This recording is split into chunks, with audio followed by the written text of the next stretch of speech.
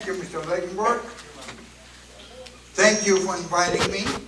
It's my pleasure to see so many smiling, beautiful faces. As I'm here to share with you a story that probably is not the most pleasant story to hear. As I tell you my story, I don't want you to feel sorry for me, because I was lucky I survived. But I also don't want you to think of me, I'm some kind of a hero. Because this is the time of the year. If I would not have been liberated within 24 hours, a week, or a month, I probably would not be here. This is the anniversary for me. Because at this time of the year, I was recuperating in the hospital. Luckily for me, that my mom found a Jewish doctor in the Russian army. We were the first Jews that they came across since they left Stalingrad. I was sick with typhus, running a very high fever. And he wasn't about to let me die. So he put me in a military hospital where they had the medication. And this is one of the reasons that I survived. So to me, it's like being every time, this time of the year, it's like being reborn again and be grateful. As I get up every day, I say to myself, what can I do today to help America to be great? And thank America for giving me the opportunity to start a new life. And this is the reason that I'm here. I also wrote a book. It's called I'm No Hero, A Journey of a Holocaust Survivor. It was published by the University of Washington Press. To be honest with you, if I had to do it over again, I would have had a ghostwriter to do it. Because there were some things in this book that I wish that would have been left out. But the University of Washington Press decided to publish my book, and once you don't have to pay for it, they have the rights to put in, and some of the things were really embarrassing. Because when my kids were your age, and they would come home from school and ask me questions about the Second World War, and all I could say at that time is yes or no. Because the wounds were still too raw to talk about it. So my youngest son convinced his brother and sister to buy me a tape recorder. It was in the 1960s, and for my birthday. He said, Dad, I know it's hard for you to talk about it. We want to know. Please tell us. And to be honest with you, it was much easier for me in those days to speak to a tape recorder than face my children. My brother, who survived right next to me, to this day, cannot talk about it. As a matter of fact, he tried to tell his sons the story. They broke down, and he never finished it. And the only way they found out about the family is by reading my book. Okay, enough for this. Let me take you back. I'm going to take you back some 80 years. And I know to you, that's a lifetime. But that was your age. I had dreams, like many of you may have. Personally, I wanted to be in the Polish army because they had beautiful horses, and I loved horses. I used to watch them parade through my city every weekend, and I was visualizing myself one day to be leading that parade. I already had the horse all picked out. If things didn't work out, I was going to become a lawyer because I had some uncles in that profession.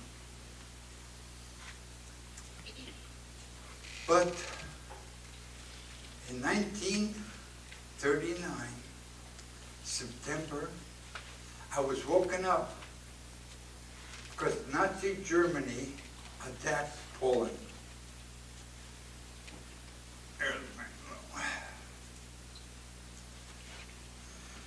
This is the map of Poland at that time. Germany bombed my city. I was woken up when the earth was shaking. My father took us down to a basement where we kept coals for heating. It was a terrible smell. You know, it had that burn type smell. I was afraid that a bomb may fall and kill me because I had so much faith in my parents that they wouldn't let anything happen to me. But I was restless. I wanted to see what was going on the outside. And every time the bomb fell, the earth shook. And finally daylight came. The bombing stopped. And I went outside. I saw my city burning. But right across the street from our house, there was a horse laying. And it had a wound in his stomach. It was kind of bubbling.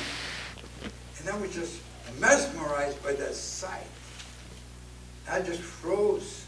And I remember my mom came over, put her hand on my eyes, and pulled me away. I still remember that horse laying helplessly there. Now, as some of you may know, that Nazi Germany made a pact with, at that time, Soviet Union to divide Poland. Nazi Germans attacked Poland from the west.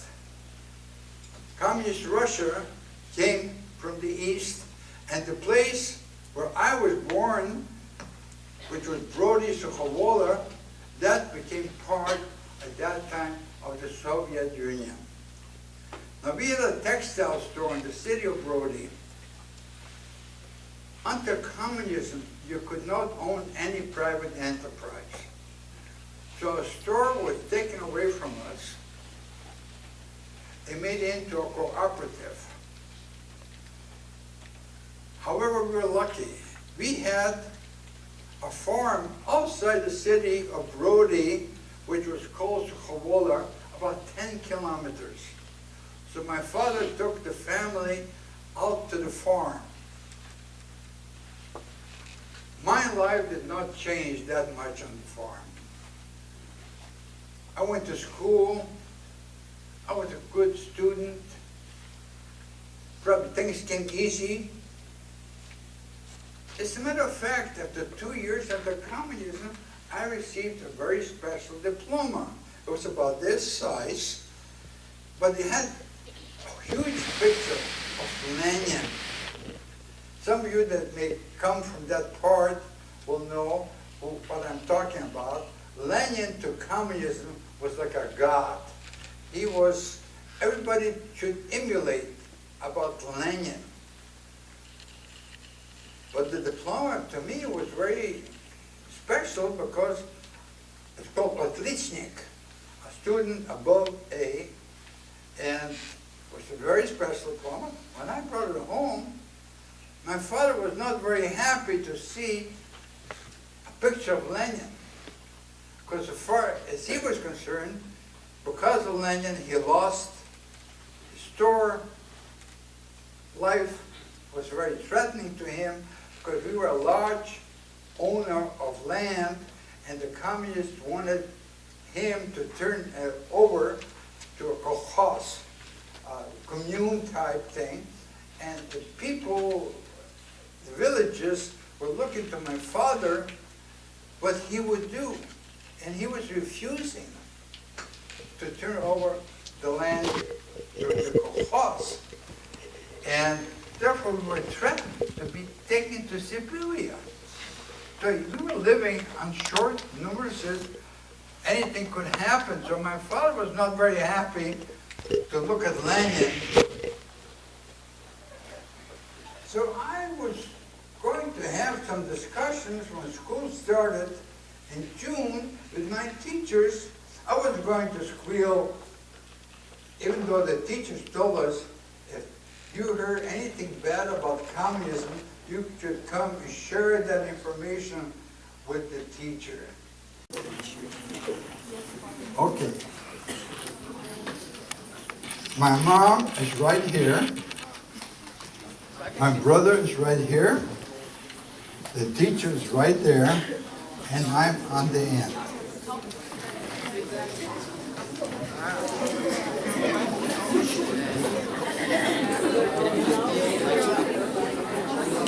So you can visualize, this is the dwelling, okay? This is the end of the dwelling. From here, the big one meal. You see how close we were?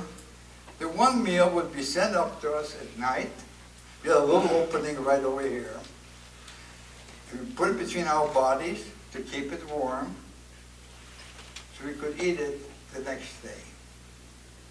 Mary never had to wash the pot again, because by that time I was so hungry.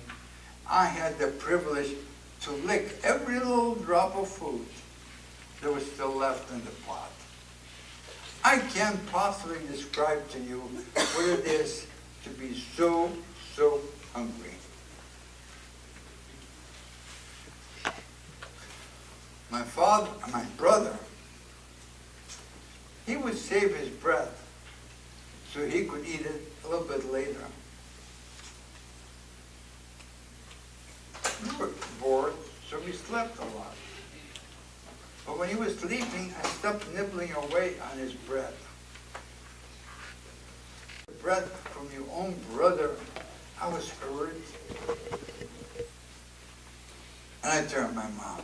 I said, Mom, look at me. The Germans say a perfect Aryan is blonde with blue eyes. Well, I'm blonde. I have blue eyes. Why am I here? I'm here for one reason only, because you're Jewish. You gave birth to me. And this is the reason that I'm being punished now. You know something? We couldn't even cry in loud voices. We had to cry in silence. But my brother started eating his bread.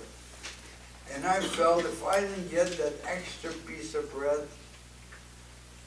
I'm going to die. So I made a deal with him. I would tell him a story. And for every story that I told him, he would let me have a bite of his bread. And I want you to know, he would put it between his little hand, which a bite should be like, and I would bite into his fingers so I could get just a little extra crumb. This is how desperate we were.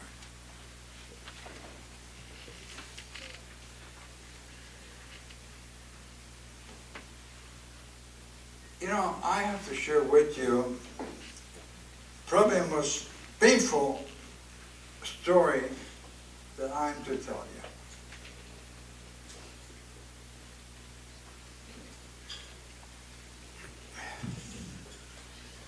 And no matter how many times I tell the story, then when I was telling my story to the kids, I felt that they should know. And when my younger brother found out that I shared the story, he almost broke up our relationship because he felt it was too personal for anyone to learn. The reason I'm sharing this with you is not for you to feel sorry for me, to understand how unfair those times were. Before the birth, we were asked what to do about the baby.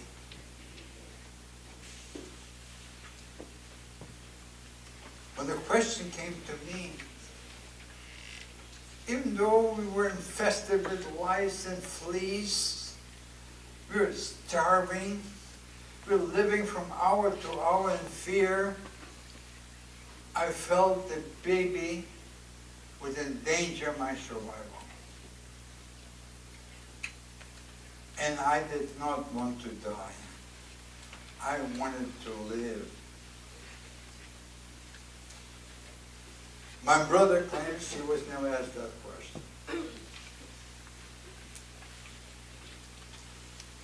But when the time came to give birth to the baby, there was no place for us to go. So you two gentlemen, would you please do me a favor? Sit up and come forward towards me. Just turn around, come forward towards me. Not just these boys. Just visualize this is a bulkhead. You got to come as far as you can forward, okay? Go back.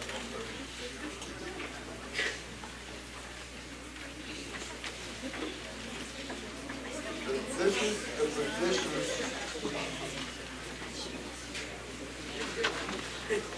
that we were. When the teacher was trying to perform the miracle of giving birth, helping my mom, there was no doctor,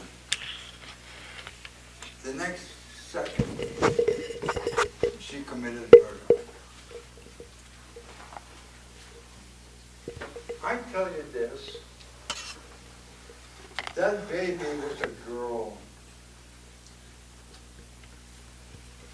See, I will never know what would have been luck to have a sister.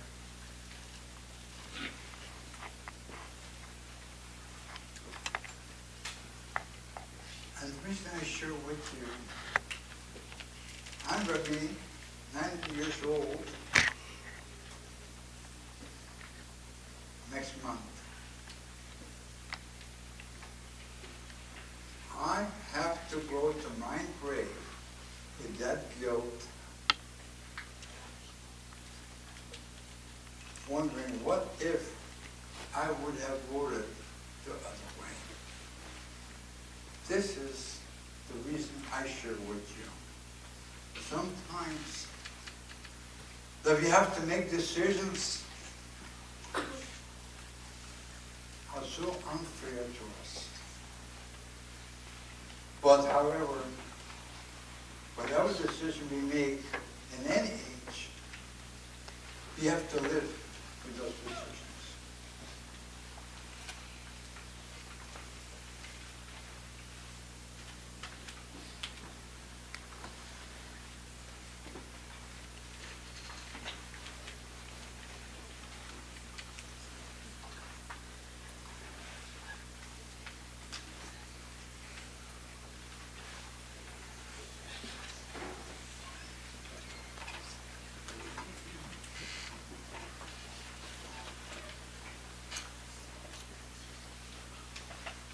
Some of you that have studied the history of the Holocaust know that there was an uprising in the Warsaw Ghetto in 1943.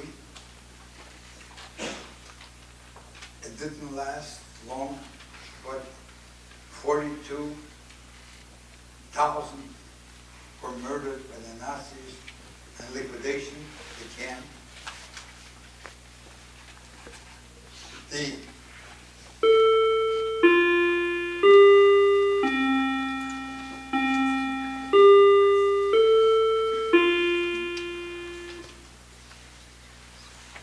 order came out that any ghetto that still started. That was in May of 1944. The Brody Ghetto, they started liquidating in May. By June of 1944, the last dwelling was burned to the ground, and the area was declared Judenfrei, which meant free of Jews. It was against the law for any Jew to be alive. This was the law of the land. Anyone caught hiding a Jew will be killed the same as a Jew. This was the law of the land. And the way we found out is when people wanted us to know, they would be talking below us in the barn so we could hear. We were near a street. Sometimes we would pick up voices when people walked by. Also, if I wanted to hear, I would crawl as close as I could to the people quarter and listen in what they had to say.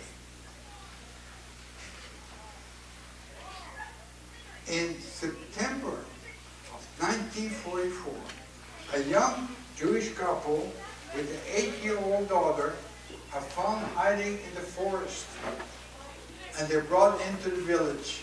And about 500 people in the village are called to witness an execution. What would happen to anyone that was hiding a Jew? And I don't want to go into the blood and gore, but the 8-year-old daughter was killed last. And when the Simchuks came back, Mr. Simchuk was very upset what he saw. And I overheard, and he started drinking, and I overheard the following conversation. Enough, enough, enough. I'm sorry that I got us into this mess. We have risked our lives now for 11 months. There's no sign of any liberation army. And the only way out of this mess, we're going to have to poison them. When I heard that, I crawled and told my mom, and was decided immediately to go to my father's place. My father was maybe a half a kilometer away from where we were. When we got over to my father's place, he had half of the space. All we could do, the 5 of us, is sit like this.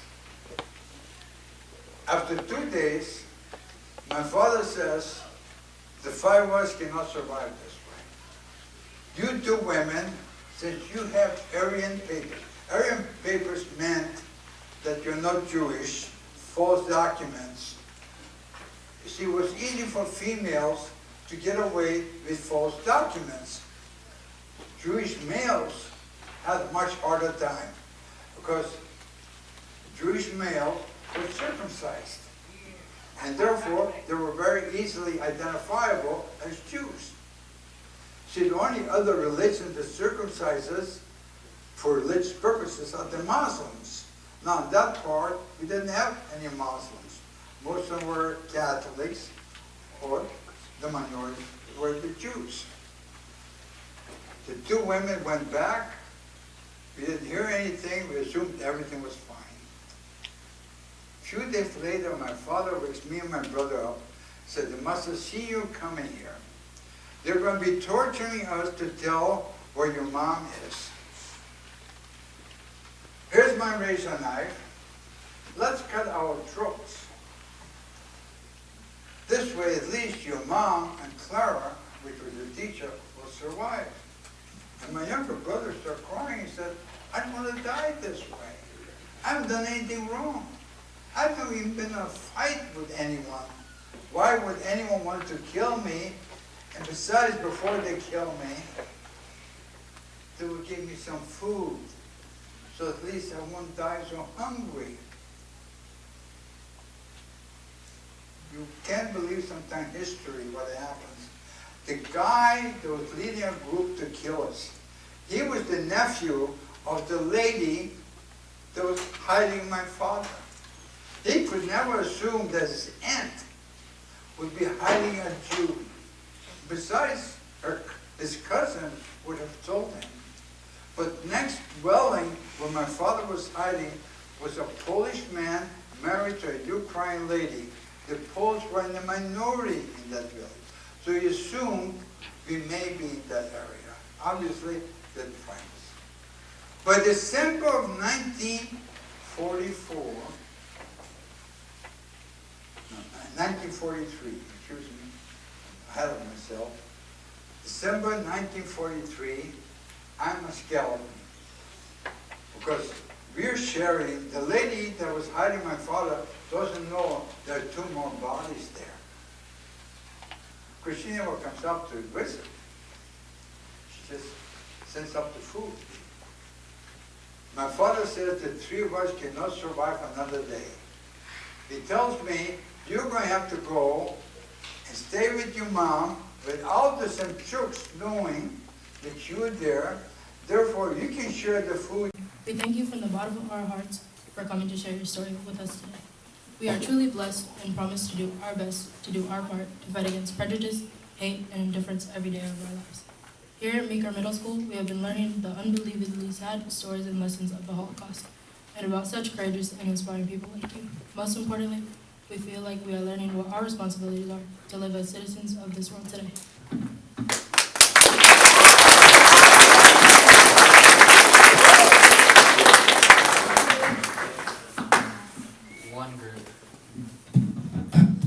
One group which humbles us is the White Rose Movement, a group of German, non-Jewish university students who were the only ones to protest the Nazi genocide against the Jews. They did this even though they knew they could be killed if they were caught.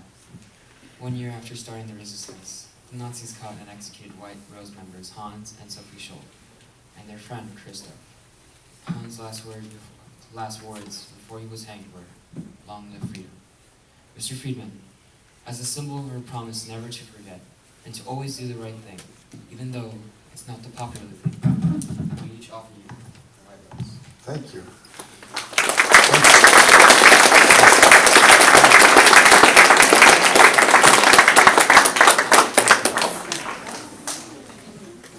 Good. Beautiful rose.